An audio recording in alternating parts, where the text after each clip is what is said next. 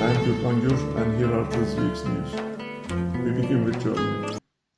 German Chancellor Friedrich Merz proposed granting Ukraine a formal associate member status within the European Union. Merz's proposal presents this special status for Ukraine within the EU as a reward for its collaboration against Russia. This move represents another step in the process of drawing Ukraine further under the influence and exploitation of EU imperialism. Similar developments took place in former Soviet bloc countries such as Romania, Hungary, and Baltic states. While these countries provided cheap labor, they were also subjected to economic plunder by EU monopolies. And the next news is from France. France kills through deportation decisions. Ruben Torres, a Honduran asylum seeker whose application was rejected by OFRA, and this is the French Office for Protection of Refugees and Stateless Persons, was found dead in his home country shortly after being deported from France. At a commemoration organized by his family, the devastating consequences of unjust and baseless deportation decisions were highlighted. As many will remember, Zehra Kurtay carried out an indefinite hunger strike in France for 219 days. She began her hunger strike in Paris on 3rd of July 2025 to protest the revocation of her political asylum status and pending deportation order issued by the French authorities. She ended the strike on 5th of February 2026 after a high court suspended the deportation decision, marking a legal victory for her campaign. Prior to her protest in France, Kurtay also took part in the historic 181-day hunger strike carried out in the prisons of Turkey in the year 2000 against the introduction of isolation-based F-type prisons. 4 killed in protest against transport price hikes in Kenya. At least 4 people were killed during protests and transport boycotts against fare increases and the rising cost of living in Kenya. Following the demonstrations, the government entered negotiations with transport employers, and the transport boycott was suspended for 1 week. The protests, which were concentrated mainly in Nairobi and Mombasa, erupted in response to fuel price hikes and worsening living conditions. While police blocked several roads, the demonstrations quickly escalated into clashes between protesters and security forces. It was reported that police used tear gas and live ammunition against demonstrators. According to hospital records and local sources, at least 4 people lost their lives and many others were injured during the police attacks on protesters. Meanwhile, in Bolivia, growing revolt is against crisis, hunger, and poverty. In Bolivia, protests that have continued for the past 2 weeks against the deep economic crisis are growing stronger. Demonstrators demanding the resignation of President Rodrigo Paz clashed with the police in the capital, La Paz.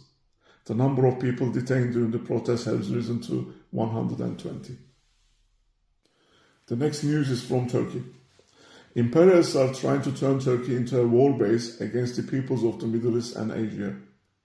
Germany announced that it will deploy Patriot air defense systems and approximately 150 soldiers to Turkey as a part of NATO's southern eastern flank strategy. The deployment is expected to take place next week. In a statement issued by the German Ministry of Defense, it was stated that the deployment would be carried out within the framework of NATO's integrated air and missile defense system. This move, ahead of the upcoming NATO summit in Turkey on 7th and 8th of July, indicates that NATO has already begun maneuvering in the region by using Anatolian territory, with the participation of the collaborating government. The anti-imperialist front stated that there will be a counter-summit in Barcelona on 27th and 28th of June and called upon all anti-imperialist, anti-fascist, and anti-Zionist organizations and individuals to unite against imperialist aggression and its military force NATO and to build a unity together. The resistance of the revolutionary prisoners continues in Turkey. First of all, we start with a breaking news. Gürkan Türkoğlu released to his family. Political prisoner Gürkan Türkoğlu, who was recently on a long-term hunger strike protesting the isolation imposed in pit-type prisons, has had his imprisonment postponed for 3 months. He is no longer in state custody and has been officially handed over to his family. Following this decision, the handcuffs binding him to his hospital bed have finally been removed. Prior to this development, prison authorities had subjected Türkoğlu to the torture of force feeding during his hunger strike, causing him to fall into a coma on the 20th of April 2026. While in custody, he remained handcuffed to his bed under strict isolation, with his parents barred from his room and only permitted to view him through a hospital window. Meanwhile, Tahsin Sağaltıcı and Hüseyin Özen participated in the hunger strike together with Gürkan Türkoğlu, although they were transferred from the isolation prison to a non-isolation facility. They were placed in separate cells. Due to the serious deterioration of their health, both prisoners require assistance and support in their daily lives, which is not possible under these conditions. Tuğçenur Özbay was forced to wear ID card in prison. This new application began in the women's prison as a pilot trial. Obviously, political prisoners wouldn't accept such labeling. Therefore, Tuğçenur began hunger strike action. She has already exceeded 100 days. The administration of Şakran prison in Izmir introduced prisoner ID cards under the pretext of ensuring security. But this is a lie. The existing security measures in prisons are sufficient, and the requirement to carry an ID card is stigmatizing and degrading for prisoners. Forcing Tuğçenur Özbay to wear an ID card is an attack to her political identity. Tayyat Families has issued an urgent public statement regarding the critical condition of İrfan Yılmaz. Yılmaz is a 59-year-old revolutionary prisoner diagnosed with cerebral syndrome. He holds an official medical report certifying a 96% disability status. Because of his severe condition, he is entirely unable to survive or maintain his daily life on his own. Key points from the statement are as follows. The official Forensic Medicine Institute has issued explicit reports declaring that Yılmaz cannot remain in prison due to his severe health complications. Despite this binding medical assessment, his release has been actively blocked for the past 7 months. The obstruction is driven entirely by a counter report issued by the Sarıyer Police Department. The police claim that Yılmaz is a danger for public security, using this justification to override the medical directive and keep the disabled prisoner behind bars. Tayyat Families has closed their appeal with an immediate demand: freedom for İrfan Yılmaz, he must be released immediately. We are moving to Germany. Özgül Emre is a political prisoner in Germany who is currently resisting to defense of her political identity. She is a journalist and has spent years in prison. She is now being forced to wear a prison uniform. On 6th of May, the appeal against the verdict in the case of Özgül Emre and İhsan Cibelik was rejected. The verdict is now final. Despite previous assurances that Özgül Emre would be transferred to another detention facility, this has still not been carried out. In Cologne Ossendorf prison, her personal clothing was confiscated. In response, Özgür Emre began a hunger strike on the 7th of May. The prison doctor is refusing to provide vitamin B1 and sugar. Salt and sugar were later supplied in an unclear and inadequate form, putting her health and medical care at serious risk. This situation may lead to severe health complications. Why prison uniforms? Forced prison uniforms are degrading, stigmatizing, and dehumanizing. The alleged risk of escape cannot justify such treatment. Özgür Emre has been in prison since 18th of May 2022 and has never attempted to escape. Members of the Association for Fundamental Rights and Freedoms in Germany organized a protest in front of the Cologne Ossendorf prison, where revolutionary prisoner Özgür Emre is staying, on the 13th day of her hunger strike against the imposition of forced uniforms. Perihan Atmaca and Ali Aycan are currently imprisoned in Greece and are due to appear in court on 15th of June to stand trial. The Greek authorities have charged them with human smuggling. In reality, however, they were helping a revolutionary.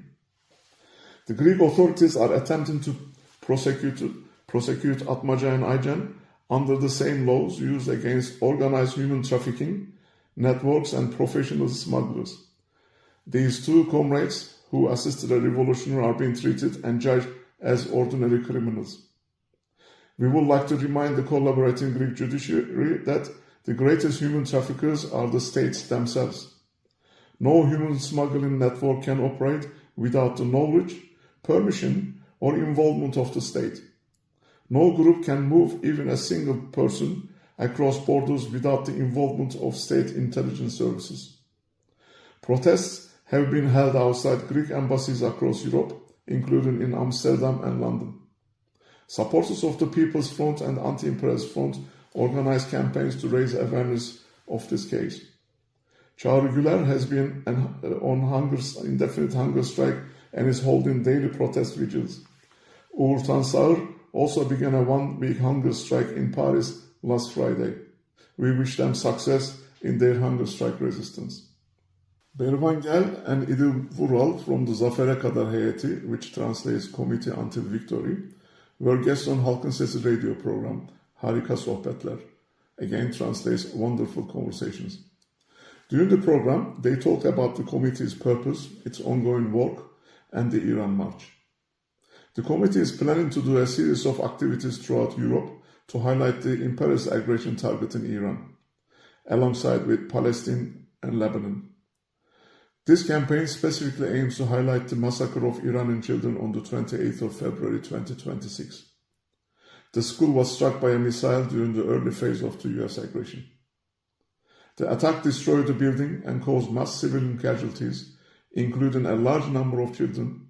Estimates vary, but reports place the death toll at roughly 150 to 170 plus people, with many of them school children. The school was located in Minab, southern Iran. The US Congress demanded that CENTCOM commander Brad Cooper take responsibility for the Minab massacre. Cooper rejected this and claimed that the United States, which has killed millions of people to date, would not intentionally target civilians. Smith commented, "It appears that what happened there is actually quite clear."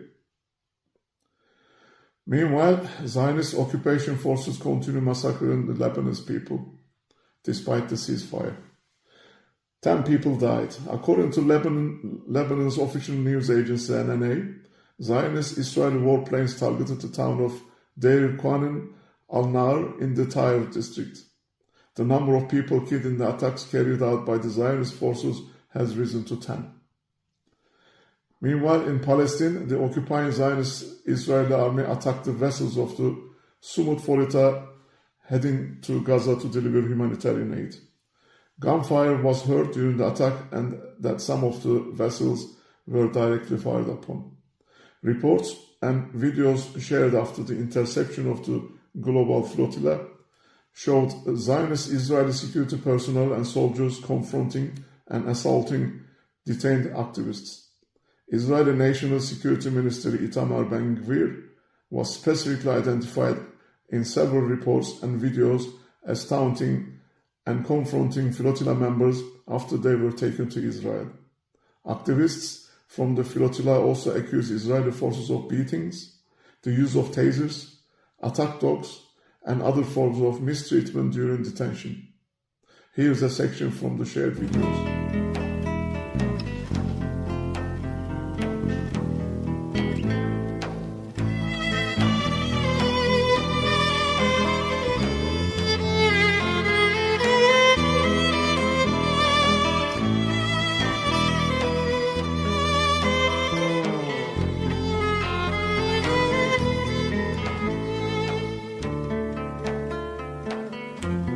once again, the Zionist entity has revealed its true face. However, these attacks will never deter people around the world from standing in solidarity with the Palestinian people and their resistance. Here is an example from Greece.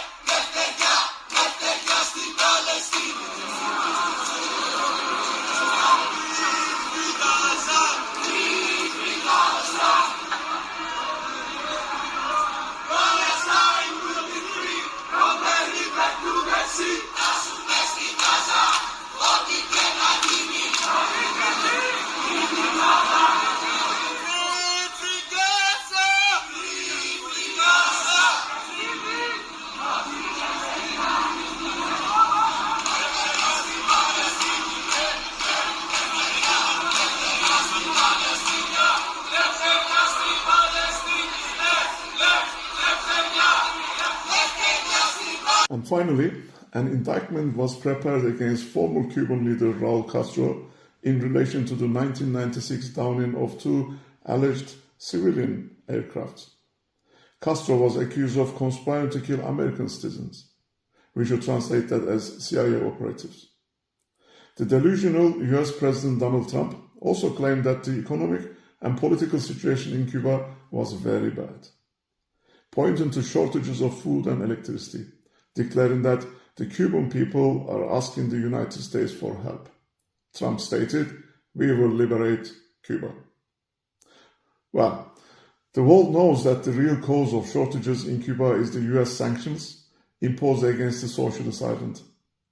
It should also be remembered that Cuba was liberated from the US-backed dictatorship of Fulgencio Batista through the Cuban Revolution, which brought Fidel Castro and the July the 26th movement to power in 1959. Since then, Cuba has remained free from imperialist domination, and the Cuban people have defended the gains of revolution. For this reason, the illegitimate and immoral efforts of United States imperialism to undermine the will and sovereignty of the Cuban people will go down in history as yet another disgrace of imperialism. The world will be a better place without imperialism and its bloodthirsty greed. Thank you very much for listening, Chosen TV. Hope to see you next week.